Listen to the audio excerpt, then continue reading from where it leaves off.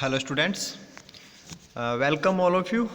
और population ecology का ही एक नेक्स्ट टॉपिक आज हम इस वीडियो में डिस्कस करेंगे। और हमारा जो आज का टॉपिक रहेगा वो है डिस्ट्रीब्यूशन पैटर्न्स। जैसा कि हम जानते हैं कि इकोलॉजी की जो फील्ड है उस इकोलॉजी की फील्ड में पॉपुलेशन इकोलॉजी भी एक फील्ड हो जाता है।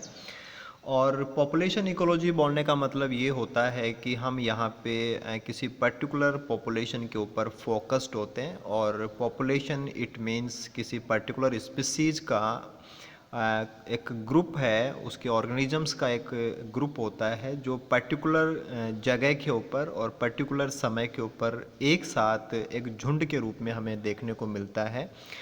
उसे हम पॉपुलेशन बोलते हैं। लेकिन जैसा कि हम पॉपुलेशन के वर्ड से जानते हैं कि पॉपुलेशन के अंदर तो सेवरल ऑर्गेनिजम्स होते हैं। किसी भी स्पीसीज़ की पॉपुलेशन जो होगी उसमें ऑर्गेनिजम्स का एक नंबर होता है। कोई भी अकेला ऑर्गेनिज्म कभी भी पॉपुलेशन नहीं होता। तो ऑर्गेनिज्म सिंगल के लिए अप्लाई होता है। पॉपुलेशन ऑर्गेनिजम्स का एक ग्रुप है, लेकिन शर्तें होती हैं कि वो एक स्पीसीज के हों, सबके करैक्टर सेम हों, तो हम उसको एक पॉपुलेशन में ले लेते हैं।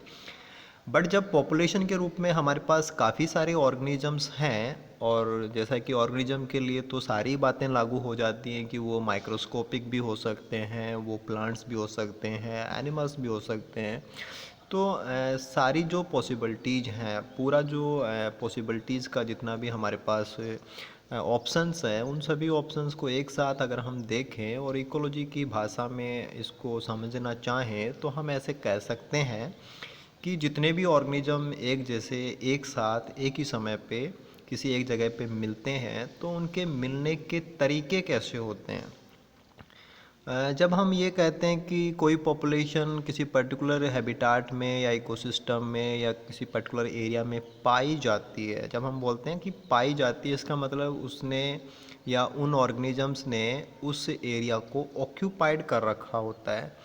अब ऑक्यूपाइड कर रखा है तो इसका मतलब ये भी हो गया कि उस पर्टिकुलर एरिया के जो भी रिसोर्सेज हैं उनको कंज्यूम कर रहे होंगे। अब कंज्यूम क्यों करते हैं ये भी हमें पता होता है कि कंज्यूम तो सरवाइव करने के लिए करना पड़ता है। सरवाइव करने के लिए चाहे फूड की रिक्वायरमेंट हो, शेल्टर की रिक्वायरमेंट हो या और कोई दूसरा रिक्वायरमेंट हो, वो हो सकते हैं। और आगे चल कर के जब रिप्रोडक्शन की बातें आती हैं तो रिप्रोडक्शन के पॉइंट ऑफ व्यू से भी अपने जैसों के साथ में जब रिप्रोड्यूस करना होता है तो उन्हें दूसरों के साथ में रहना पड़ता है। तो साथ में रहेंगे तो पॉपुलेशन का पार्ट बन जाएंगे। तो जितने भी ऑर्गेनिज्म एक पॉपुलेशन बनाते हैं वो किसी निश्चित जगह पे स्पेस को ऑक्यूपाइड करके बनाते हैं। लेकिन उस स्पेस में उन ऑर्गेनिजम्स का वितरण किस प्रकार से होगा, क्या उनके वितरण को लेकर के नेचर में कोई तरीके हमें मिल सकते हैं, और जो तरीके मिलेंगे उनके पीछे क्या कारण होंगे, वो सभी बातें हम आज इस वीडियो में करेंगे। तो जो डिस्ट्रीब्यूशन पैटर्न्स है उसको हम सिंपली स्पीसीज डिस्ट्रीब्यूशन भी बोल सकते हैं। स्पीसीज डिस्ट्रीब्यूशन बोलने के पीछे जो कारण है वो ये है कि पॉपुलेशन जो है वो किसी न किसी स्पीसीज की ही होती है। यानी कि कोई भी पॉपुलेशन है तो वो किसी स्पीसीज के ऑर्गेनिजम्स ही होते हैं। तो स्पीसीज का डिस्ट्रीब्यूशन बता दें या पॉपुलेशन का डिस्ट्रीब्यूशन बता दें, बात तो एक ही होती है। और इसको हम ऐसे कह सकते हैं कि spread out in the occupied area, कि स्पीसीज डिस्ट्रीब्यूशन या पॉपुलेशन डिस्ट्रीब्यूशन या जो वितरण होता है या जीवों का जो वितरण होता है या जो समष्टि के अंदर जितने भी जीव हैं जो उसकी संख्या को बना रहे होते हैं उनका जो वितरण है वो उस ऑक्यूपाइड एरिया के अंदर उनका फैलाव होता है। ऑक्यूपाइड एरिया का मतलब जो इन्होंने ऑक्यूपाई कर रखा है, जिसके रिसोर्सेज को वो कंज्यूम कर रहे हैं, उसे बोलते हैं ऑक्यूपाइड एरिया। तो ऑक्यूपाइड एरिया के अंदर उनका जो फैलाव है, स्प्रेड आउट का मतलब उनका जो फैलाव है, उस फैलाव को हम स्पीसीज डिस्ट्रीब्यूशन के रूप में ले सकते हैं। इस बात को एक छोटे से एग्जाम्पल से समझने की कोशिश करते हैं कि मान लीजिए कि हमने एक बहुत बड़ा जियोग्राफिकल एरिया ले लिया और उस जियोग्राफिकल एरिया में सपोज कि 5 ऐसे डिप्रेशंस हैं जहाँ पे पानी इकट्ठा होता है, जैसे कि 5 तालाब छोटे छोटे वहाँ पे पाए जाते हैं। अब पांचों तालाबों में पानी है और पानी को कंज्यूम करने के लिए मान लीजिए कि किसी बर्ड की स्पीसीज़ को हम ले लें, तो जहाँ पे ज़्यादा पानी है वहाँ पे बड़ी पॉपुलेशन मिलेगी, जहाँ पे थोड़ा पानी है जिस पॉन्ड की साइज़ छोटी है वहाँ पे थोड़े ऑर्गेनिजम्स का नंबर होगा। तो अलग अलग जो तालाब होंगे वहाँ पे अलग अलग नंबर हमें उनकी पॉपुलेशन का मिलने वाला है। अब यहाँ पे कई सारी बातें आपको क्लियरिटी से दिख जानी चाहिए कि एरिया तो आपने एक ही लिया था, लेकिन पूरे एरिया में तो बर्ड नहीं मिलते, क्योंकि बर्ड हमारा एक्वेटिक है और एक्वेटिक बर्ड है तो वो तो जहाँ पे पानी नहीं है वहाँ पे तो हमें उस एरिया में मिलेगा ही नहीं। तो कहने का मतलब ये हुआ कि जहाँ जहाँ उसके रिसोर्स हैं, यानी कि जहाँ जहाँ उसको पानी मिल रहा है वहाँ वहाँ पे वो स्प्रेड करेगा। जहाँ पे कम पानी है वहाँ पे उसके जीव कम मिलेंगे, संख्या कम होगी। जहाँ पे पानी ज़्यादा है, बड़ा तालाब है, वहाँ पे नंबर ज़्यादा मिलेगा। और फिर वाटर बॉडी का जो एरिया है उस एरिया के अकॉर्डिंग ही उनका स्प्रेड है वो हमें देखने को मिलेगा। ऐसा ही हम प्लांट्स के ऊपर भी लगा सकते हैं, माइक्रोब्स के ऊपर भी लगा सकते हैं। तो नेचर में जो रिसोर्सेज होते हैं, चाहे वो किसी भी प्रकार का रिसोर्स हो, चाहे वो न्यूट्रिशन हो सॉइल के, चाहे वो छाया की बात हो, चाहे सनलाइट की बात हो, चाहे सॉइल पीएच की बात हो, या पानी की बात हो, मॉइस्चर कंटेंट की बात हो, जैसा भी हम रिसोर्स लेना चाहें, किसी भी प्रकार का रिसोर्स नेचर में किसी पर्टिकुलर एरिया में हर जगह पे एक समान रूप से पाया नहीं जाता है। जब एक समान रूप से रिसोर्स नहीं होते हैं तो डेफिनेटली अलग अलग वेरिएशन होगा उनको लेकर के, कहीं पे रिसोर्स कम है, कहीं पे ज़्यादा है। अब जहाँ पे रिसोर्स कम होंगे वहाँ पे ऑर्गेनिज्म संख्या में कम मिलेंगे तो पॉपुलेशन छोटी होगी, और जहाँ पे रिसोर्सेज ज़्यादा होंगे वहाँ पे हमें ज़्यादा ऑर्गेनिज्म देखने को मिलेंगे। अब रिसोर्सेज ये तो वाटर बॉडी के हिसाब से तो आपको लग रहा था कि जैसे यहाँ तक तालाब है तो यहाँ तक बात सीमित होगी, लेकिन सॉइल के न्यूट्रिशन में तो ऐसी चीज़ें हम लगा नहीं सकते, टेम्परेचर में ऐसी चीज़ें लगा नहीं सकते। तो एक पूरा ग्रेडियंट होता है रिसोर्सेज की अवेलेबिलिटी, रिसोर्सेज को यूटिलाइज़ करने के लिए जो परमिशंस चाहिए, जो जो लिमिट्स हैं उनके अंदर ही रिसोर्सेज हों जिनको कंज्यूम किया जा सके, वो नेचर में एक ग्रेडियंट के रूप में भी पाए जा सकते हैं। तो ऑर्गेनिज्म का जो वितरण है वो उसी ग्रेडियंट के अनुरूप होने लग जाता है। तो काफ़ी सारे तरीके हैं जिन तरीके से हम इस स्प्रेड आउट वर्ड को समझ सकते हैं या इसको हम डिफाइन कर सकते हैं। अब हम देखते हैं कि ऑर्गेनिज्म का जो डिस्ट्रीब्यूशन है क्या वो एक प्रकार का स्पेशियल डिस्ट्रीब्यूशन होता है। स्पेशियल का मतलब होता है, स्पेस से वर्ड बनता है स्पेशियल, SPATIAL। तो स्पेस को अगर हम डिफाइन करें कि SPACE जो स्पेस होता है, स्पेस को अगर हम सटीक तरीके से बोलें तो space is the volume existing in the 3 dimensional condition कि जो भी एक्स वाई एंड जेड एक्सिसेज होती हैं उन तीनों एक्सिसेज के अंदर जो भी पर्टिकुलर वॉल्यूम जो होता है उस वॉल्यूम को हम स्पेस बोलते हैं या त्रिविम बोलते हैं। तो ऑर्गेनिज्म का जो डिस्ट्रीब्यूशन है वो 2 डायमेंशनल भी हमें कई बार दिखाई देता है कि 2 डायमेंशनल होगा, या कई बार हमें 3 डायमेंशनल भी फील हो सकता है कि ये स्पेस है। तो डेफिनेटली 3 डायमेंशनल ही होता है। लेकिन जैसे कि हम बात करें कि आपके पास कोई ग्रासलैंड है उस ग्रासलैंड के अंदर हम किसी पर्टिकुलर जो ट्री स्पीसीज, हालांकि ग्रासलैंड के अंदर मैन स्पीसीज या डोमिनेंट स्पीसीज तो ग्रासेज होती हैं, लेकिन ऐसा नहीं कि वहाँ पे ट्री होगा ही नहीं, वहाँ पे ट्री भी हो सकते हैं। जैसे कि हमारे पास सवानाज का एग्जांपल होता है। सवाना एक प्रकार का बायोम होता है लेकिन उसमें मेजर तो ग्रासेज होते हैं, बट वहाँ पे कुछ एक ट्रीज भी पाए जाते हैं। तो अब वहाँ पे अगर हम देखें कि बहुत बड़ा ग्रासलैंड आपने ले लिया और उसमें कुछ एक ट्रीज हैं, तो अब हमें लगता है कि जैसे एक्स एंड वाई एक्सिस ही हमें कि इतनी लंबाई चौड़ाई इसके अंदर इतने घासें हैं या इतने ग्रास के प्लांट्स हैं, इतने ट्रीज हैं, तो लगता है कि ये 2 डायमेंशनल है। लेकिन अगर हम सेम चीज़ों को किसी एक्वेटिक वाटर बॉडी पे लगा के देखें या हम इसी प्रकार से किसी एयर का एक वॉल्यूम ले लें कि इतनी ऊंचाई से इतनी ऊंचाई तक इतना एक पर्टिकुलर जो वॉल्यूम बन रहा है हवा का, उसमें कितने माइक्रोब्स हैं, कितने पोलन ग्रेन्स आ गए, अगर हम ऐसे उनको डिफाइन करें तो हमें लगता है कि हमारा जो मैटर है वो 3 डायमेंशनल होने लग गया। तो ये डिपेंड करता है कि हम किस प्रकार से देख रहे हैं। अदरवाइज अल्टीमेटली अगर हम देखें तो इट इज़ ऑलवेज 3 डायमेंशनल, कि स्पेस है तो स्पेस हमेशा 3 डायमेंशनल ही होता है, 2 डायमेंशनल स्पेस नहीं होता है। अब हम बात करते हैं कि नेचर में कौन कौन से पैटर्न्स हैं वो हो सकते हैं। तो तीन मेन पैटर्न्स होते हैं। पहले पैटर्न की हम बात करते हैं, दैट इज़ यूनिफॉर्म पैटर्न। जैसा कि नाम से ही जानते हैं, यूनिफॉर्म पैटर्न का मतलब होता है कि एक समान रूप से। अब वितरण की बातें हैं तो वितरण बिल्कुल से यूनिफॉर्म है, यानी कि वितरण को लेकर के एक प्रकार की समानता है। अब जैसा कि हम इस डायग्राम से देखना चाहें तो डायग्राम में हमें दिख रहा है कि जैसे जो बाहर की ब्लैक लाइन है, ये ब्लैक लाइन हमें किसी पर्टिकुलर एरिया के बारे में बता रही है, और इसमें जो डॉट हैं रेड कलर के वो ऑर्गेनिजम्स को रिप्रेजेंट कर रहे हैं।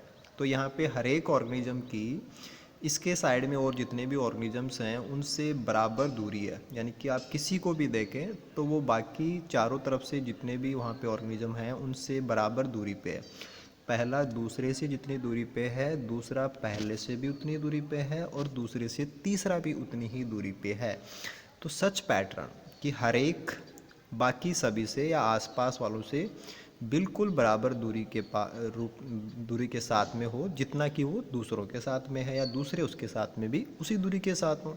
तो ऐसा जो पैटर्न बनता है, यानी कि ऑलमोस्ट सभी की बाकी के साथ में जो डिस्टेंस है वो लगभग बराबर और कांस्टेंट होती है, तो ऐसा पैटर्न कहलाता है यूनिफॉर्म पैटर्न।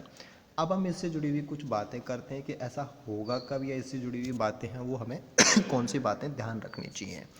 तो पहली बात तो ये थी कि रिलेटिवली कांस्टेंट, जो हम देख चुके कि नियत दूरी होगी, and equal distance among organisms. तो यूनिफॉर्म तो हो ही तभी पाएगा जब ये पहली वाली लाइन वहाँ पे लागू हो।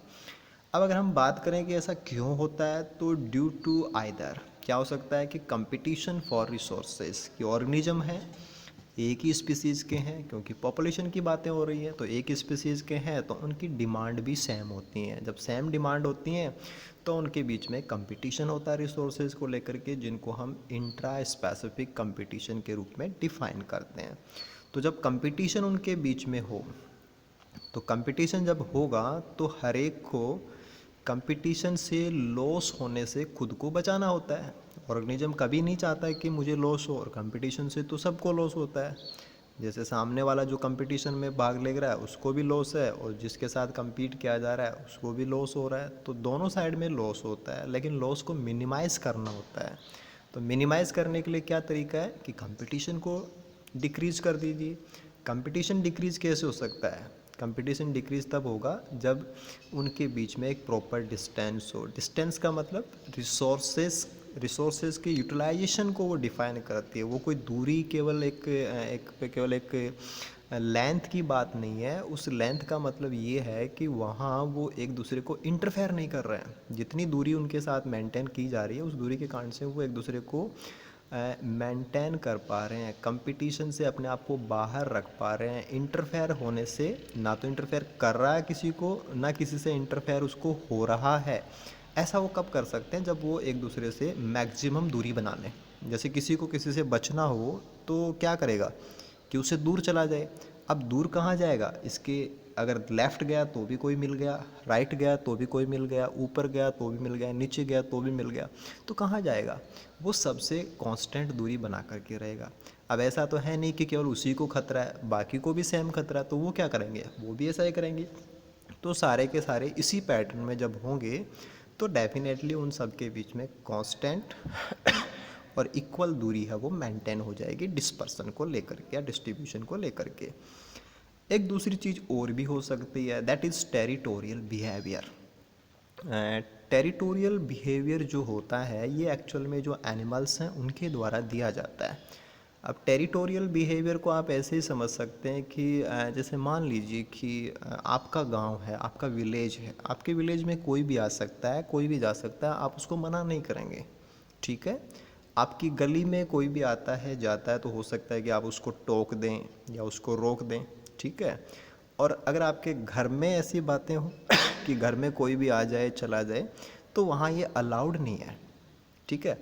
अब आपके गांव में किसी पेड़ के ऊपर फूल लगा है तो उसको कोई भी तोड़ ले जाए, आपको उससे कोई आपत्ति नहीं है। आपके गली मोहल्ले में लगा है तो आप उसको ज़्यादा आपत्ति नहीं करते, लेकिन आपके घर में कोई पौधा लगा है, उस पर कोई फ्रूट लगा है और कोई उसको तोड़ के ले जाए तो आप तो उससे लड़ाई करने लग जाते हो, फाइटिंग आपकी स्टार्ट हो जाती है। तो ये मैटर क्या है कि जब आपके घर की बाउंड्री में कोई बात आती है तब तो आपका बिहेवियर अलग हो जाता है, जब गली की बात आती है तो बिहेवियर थोड़ा सा और लूज है, और गांव और देश की बात आती है तब तो आपका बिहेवियर बिल्कुल ही डिफरेंट हो जाता है।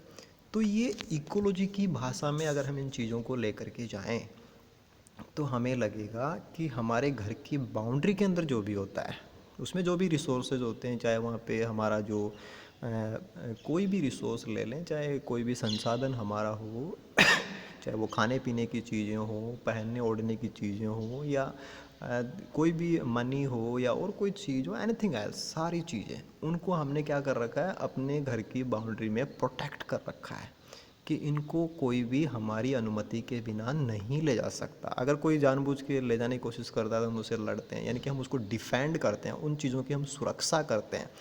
अब सेम चीज़ ले जा करके आप देखिए कि आप जंगल में चले जाइए और जंगल में शेर का गुफा है, शेर की केव है।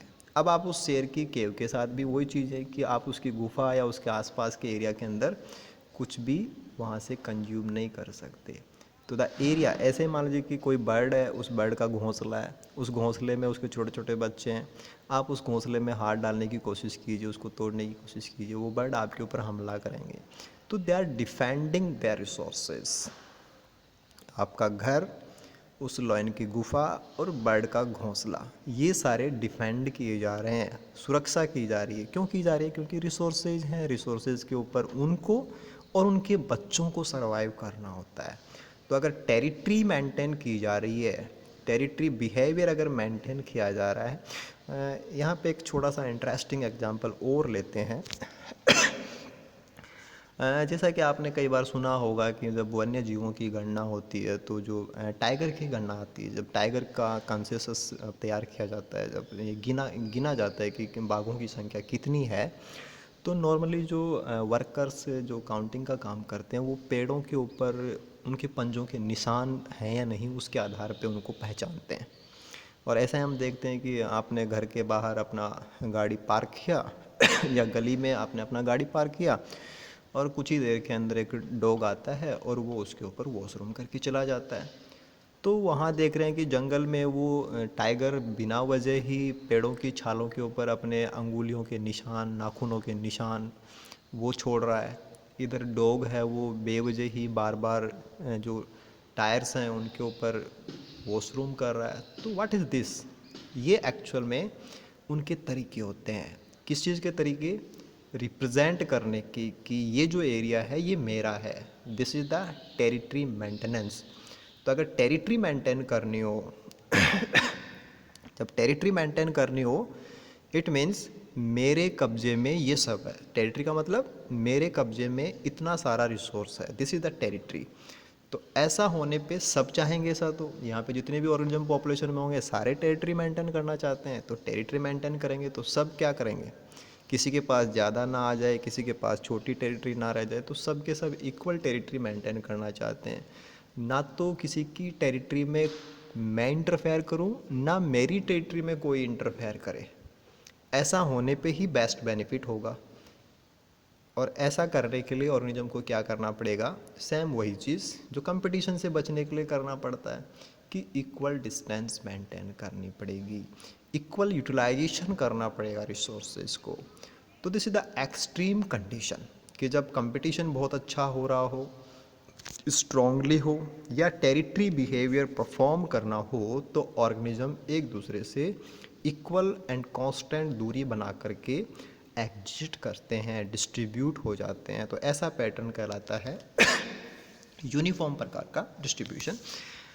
एग्जाम्पल के रूप में यहाँ पे मैंने पेंगुइन्स को डाला है कि पेंगुइन्स जो पोलर एरिया के अंदर मिलने वाला एक काफ़ी बड़े आकार का बर्ड होता है, तो वो काफ़ी बड़े ग्रुप्स होते हैं, काफ़ी बड़ी बड़ी उनकी पॉपुलेशंस होते हैं पोलर एरियाज़ के अंदर। जैसे नॉर्थ पोल की अगर हम बात करें, अंटार्कटिक एरिया की, तो वहाँ पे हमें काफ़ी बड़े ये पॉपुलेशंस इनके मिलते हैं, जहाँ पे उनके बीच में लगभग इक्वल डिस्टेंस है वो पाई जाती है। तो यहाँ पे आप इस पिक्चर में देख सकते हैं कि काफ़ी सारे पेंगुइन्स हैं और उनके बीच में ऑलमोस्ट इक्वल डिस्टेंस या हैबिटाट या रिसोर्स का लगभग बराबर एरिया वो एक दूसरे के साथ में मेंटेन करके ही अपने आप को वहाँ पे वो पॉपुलेशन के पार्ट के रूप में बनाए रखते हैं। तो ये तो पहली बात रही कि यूनिफॉर्म पैटर्न हम कैसे समझें।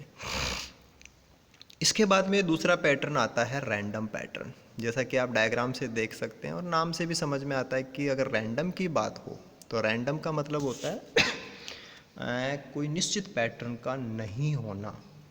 पैटर्न लेकिन वितरण को लेकर के रैंडम का मतलब यादृच्छिक जो होता है कि कोई निश्चितता नहीं है, कैसा भी हो सकता है, कोई भी कहीं भी किसी के ज़्यादा क्लोज भी हो सकता है, किसी से ज़्यादा दूर भी हो सकता है। तो there is no any regularity. तो ऐसा पैटर्न रैंडम पैटर्न कहलाता है। जैसे आप डायग्राम से इसको क्लियर भी कर सकते हैं। अब ऐसा कब होगा? सारे ऑर्गेनिज्म तो ऐसा नहीं देंगे, या ऐसा पैटर्न होने के लिए कौन सी चीज़ें ज़रूरी होती हैं, तो हम उन पॉइंट्स को डिस्कस कर लेते हैं।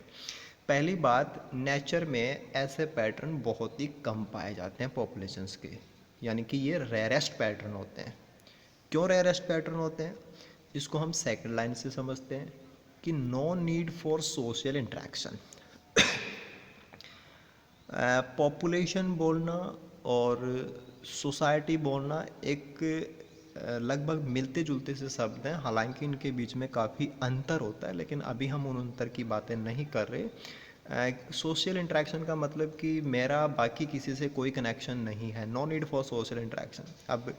अब जैसे यूनिफॉर्म में तो कनेक्शन था कि अगर मैं इधर उधर या किसी के भी ज़्यादा क्लोज गया तो ज़्यादा कंपटीशन फेस करना पड़ेगा, तो रिलेशन था, लेकिन वो नकारात्मक था, नेगेटिव इंटरेक्शन थी।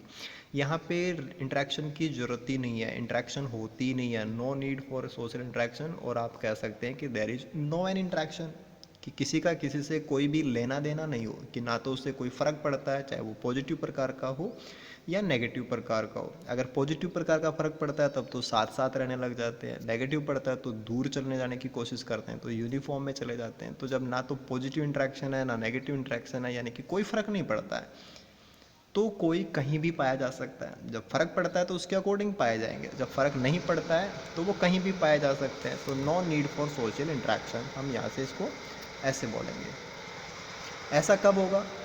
जब ग्रुप में भी रहें और फ़र्क भी ना पड़े। ऐसा कब हो सकता है? जब रिसोर्सेज को लेकर के कंपटीशन बहुत ही लो हो।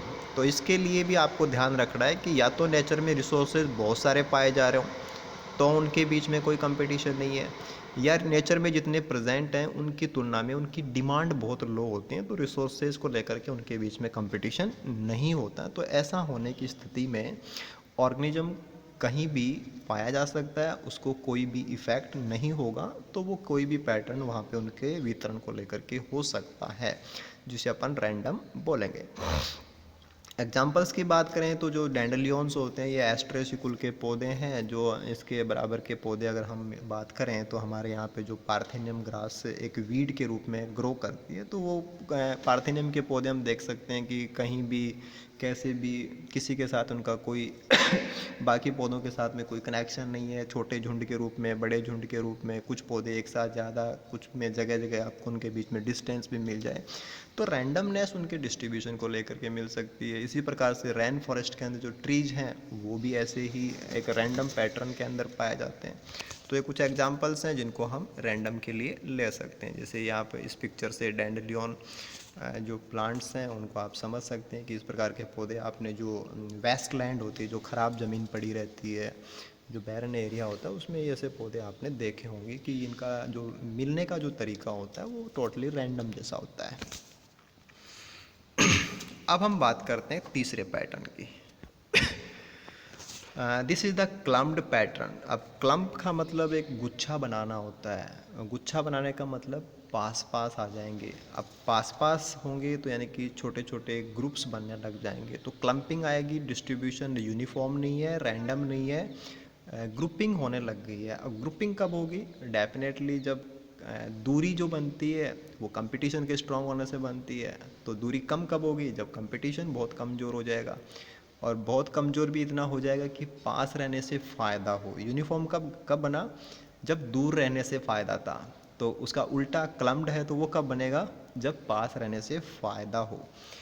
तो पहली इम्पॉर्टेंट चीज़ तो आती है कि नेचर में जो रिसोर्सेज हैं वो पैची हों। पैची का मतलब कुछ जगह पे रिसोर्स अच्छे हों, बाकी जगह पे रिसोर्स कमज़ोर हों या ना हो, दूसरी जगह पे फिर रिसोर्सेज हों। तो जगह जगह पे टुकड़ों में रिसोर्स होंगे तो पॉपुलेशन भी टुकड़ों में ही मिलेगी, कि जहाँ रिसोर्स है वहाँ तो कुछ मिलेंगे, जहाँ रिसोर्स नहीं है वहाँ पे कोई नहीं मिलेगा, फिर जहाँ पे रिसोर्स आया वहाँ पे कोई मिलेंगे। तो अगर रिसोर्सेज टुकड़ों में हैं, पैची हैं, तो पॉपुलेशन भी उनके ऊपर डिपेंड होने वाली पैची ही हो जाएगी, ग्रुपिंग आने लग जाएगी। तो ऐसा होने पे या तो छोटे छोटे पैक्स बनेंगे या फैमिलीज बनती हैं या झुंड बन जाते हैं, जिनको हम हर्ड बोल सकते हैं। यहाँ पे एक इम्पॉर्टेंट बात ये होती है कि यहाँ पे जितने भी झुंड में जितने भी लोग होंगे या पैक जो बनेगा या फैमिली जो बनेगी या जो हर्ड बनेगा, उसमें जितने भी ऑर्गेनिजम्स होंगे वो एक दूसरे की हेल्प करते हैं। कंपटीशन का उल्टा होगा कि वहाँ पे एक दूसरे को नुकसान पहुँचाया जाता है, यहाँ एक दूसरे को फ़ायदा पहुँचाया जाता है। तो help each other together and collect resources. अब डिमांड तो वही होती है, सबको एक ही चीज़ चाहिए होती है सर्वाइव करने के लिए, रिसोर्सेज। तो गैदर एंड कलेक्ट रिसोर्सेज को लेकर के अगर एक दूसरे की हेल्प कर रहे हो तो there will be the formation of groupings, और हमें क्लम्पिंग प्रकार का पैटर्न देखने को मिलने लग जाएगा। और एक इंटरेस्टिंग चीज़ और इसमें हम जोड़ देते हैं कि protection and guidance to offspring, कि जो छोटे और अगली पीढ़ी के जो छोटे बच्चे होते हैं उनको ऑफस्प्रिंग बोलते हैं। और उनको अगर प्रोटेक्ट करने की बात हो कि उनको जन्म के बाद में कुछ समय तक, जब तक तो वो सेल्फ कैपेबल नहीं बनते तब तक उनको प्रोटेक्ट करने की ज़रूरत है। उनके कुछ बिहेवियर उनको लर्न कराने की ज़रूरत है, यानी कि उनको गाइडेंस, बिहेवियर लर्निंग उनको कराने की ज़रूरत है। तो ऐसी कंडीशन में बड़े वाले उन छोटों के साथ में रहेंगे तो झुंड बनने लग जाएंगे, जैसा कि एलिफेंट के झुंड बनते हैं, फिशेस के झुंड बनते हैं। तो there will be the protection और गाइडेंस दी जा रही हो ऑफ स्प्रिंग को, ये कारण हो सकता है, या पास रहने से उनको फ़ायदा हो गैदर एंड कलेक्ट रिसोर्सेज को लेकर के। तो ये सारी जो चीज़ें हैं कि एक दूसरे की हेल्पिंग हो या प्रोटेक्शन या गाइडेंस जैसी बातें हैं, तो वहाँ पे पैची रिसोर्सेज की अवेलेबिलिटी हो, तो ऐसा होने पे हमें क्लम्प प्रकार का पैटर्न देखने को मिल सकता है। तो ये आप पिक्चर में देख सकते हैं कि जो एलिफेंट्स हैं वो एक हाइड के रूप में, और भी बहुत सारे ऐसे एनिमल्स हैं जो हाइड के रूप में हमें देखने को मिल सकते हैं, जो पैची रिसोर्सेज के ऊपर सर्वाइव करते हैं। और एक फैमिली फॉर्मेट हो जाती है, सोशलिटी उनके अंदर आ जाती है, सोशल एनिमल्स की कैटेगरी में आ जाते हैं। जैसे हम ह्यूमन बींग्स हैं, ये भी हम फैमिलीज़ का जो बिल्डअप करते हैं कि हम फैमिलीज़ का हिस्सा बन करके हमारी लाइफ कंप्लीट होती है, हम फैमिली का पार्ट होते हैं। फैमिली में हम एक दूसरे को रिसोर्स अवेलेबल और कलेक्ट करने में हेल्प भी करते हैं। इवन जो छोटे बच्चे हैं उनको पेरेंटल केयर वगैरह भी दी जाती है। तो ये सारी चीज़ें फिर क्लम्पिंग के लिए काम करती हैं, ग्रुपिंग के लिए काम करती हैं। और कुछ प्लांट्स के ऊपर भी हम ऐसे इनको लगा सकते हैं कि जब रिसोर्सेज पैची कंडीशन में हो और ऑर्गेनिजम्स के बीच में कंपटीशन पुअर हो या उनकी डिमांड बहुत पुअर हो, तो वहाँ पे वो भी पैची कंडीशन या क्लम्पिंग कंडीशन वहाँ उनकी पाई जा सकती है। तो ये हमारी बात रही कि नेचर में जीव पाए जाएंगे, डेफिनेटली मिलेंगे। मिलेंगे तो वो अकेला तो होगा नहीं, उसके जैसे और भी होंगे तो पॉपुलेशंस मिलेंगी। अब पॉपुलेशन में जितने भी होंगे वो ज़रूरी नहीं कि हर जगह पे हर पॉपुलेशन और हर एक स्पीशीज़ की पॉपुलेशन का पैटर्न एक ही होगा, नहीं। उनके बीच में रिसोर्सेज की अवेलेबिलिटी क्या है, रिसोर्स को लेकर के वो compete करते हैं या नहीं करते, एक दूसरे की हेल्पिंग करते हैं या नहीं करते, वो पेरेंटल केयर जैसी चीज़ों की उनको ज़रूरत है या नहीं। तो ये सारी चीज़ें फिर डिपेंड कराती हैं कि वो स्पीसीज़ या वो पॉपुलेशन कौन से पर्टिकुलर पैटर्न को फॉलो करेगी। तो आई होप जो तीनों पैटर्न्स हैं वो आपके इस वीडियो की सहायता से क्लियर हुए होंगे, और आप इसकी सहायता से अपना जो प्रॉपर नोट है वो तैयार करेंगे। और जो भी शॉर्ट नोट के पॉइंट ऑफ व्यू से आप जो तीनों पैटर्न्स, उनके डायग्राम्स, उनके एग्जांपल्स और उनके बारे में जो मेन पॉइंट्स हैं उनको आप बिल्कुल समराइज़ करके एक प्रॉपर नोट तैयार करेंगे। Okay then, thank you.